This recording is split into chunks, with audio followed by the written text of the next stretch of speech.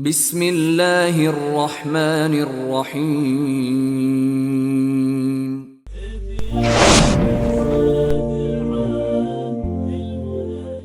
حضرت ابن عمر رضی اللہ تعالیٰ عنہما سے مروی ہے کہ نبی صلی اللہ علیہ وآلہ وسلم فرمایا کرتے تھے، ہر مسلمان دوسرے مسلمان کا بھائی ہے، اس پر ظلم کرتا ہے اور نہ ہی اسے رسوا کرتا ہے، اور فرماتے تھے اس ذات کی قسم جس کے دست قدرت میں محمد صلی اللہ علیہ وآلہ وسلم کی جان ہے، جو دو آدمی بھی آپس میں ایک دوسرے سے محبت کرتے ہوں اور ان دونوں کے درمیان جدائی ہو جائے تو وہ یقیناً ان میں سے کسی ایک کے گناہ کی وجہ سے ہوگی، اور فرماتے تھے کہ ایک مسلمان آدمی پر اپنے بھائی کے 6 حقوق ہیں، چھینک آنے پر اس کا جواب دے، بیمار ہونے پر اس کی عیادت کرے، اس کی غیر موجودگی میں خیر خواہی کرے، ملاقات ہونے پر اسے سلام کرے، دعوت دینے پر قبول کرے، اور فوت ہو جانے پر اس کے جنازے میں شرکت کرے۔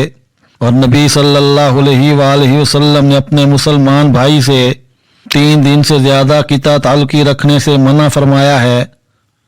حضرت ابو ہریرہ رضی اللہ تعالیٰ عنہ سے مروی ہے کہ نبی صلی اللہ علیہ وآلہ وسلم نے حضرت حسنین رضی اللہ عنہما کے متعلق فرمایا، جو ان دونوں سے محبت کرتا ہے در حقیقت وہ مجھ سے محبت کرتا ہے، اور جو ان دونوں سے بغض رکھتا ہے در حقیقت وہ مجھ سے بغض رکھتا ہے۔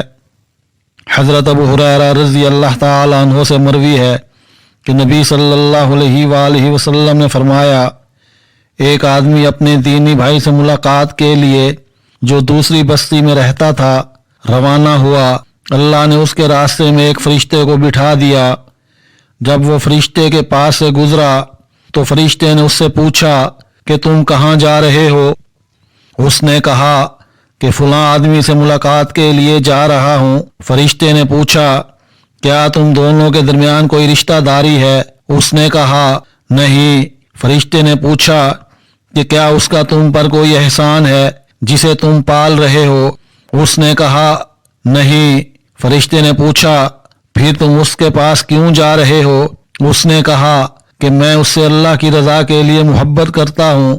فرشتے نے کہا کہ میں اللہ کے پاس سے تیری طرف قاصد بن کر آیا ہوں کہ اس کے ساتھ محبت کرنے کی وجہ سے اللہ تجھ سے محبت کرتا ہے۔ حضرت ابن عمر رضی اللہ تعالیٰ عنہما سے مروی ہے کہ جناب رسول اللہ صلی اللہ علیہ وآلہ وسلم نے ارشاد فرمایا، سب سے بڑی نیکی یہ ہے کہ آدمی اپنے باپ کے انتقال کے بعد اس سے محبت کرنے والوں سے صلہ رحمی کرے۔